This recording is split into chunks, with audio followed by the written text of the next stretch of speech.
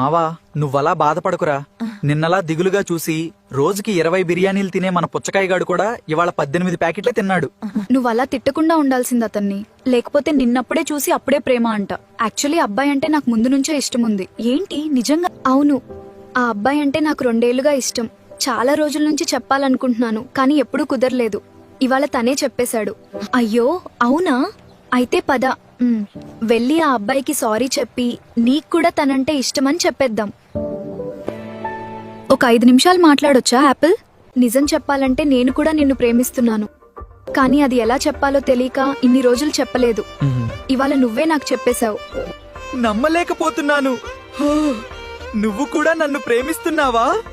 అన్నట్టు యాపిల్, ఉదయం జరిగిన దానికి నీకు సారీ చెప్పాలనుకుంటున్నాను. నువ్వు కాలేజ్కి చదువుకోవడానికి వెళ్తున్నావు, చదువుకో ఫస్ట్. దయచేసి దాన్ని మరేం పర్వాలేదు దానిమ్మా.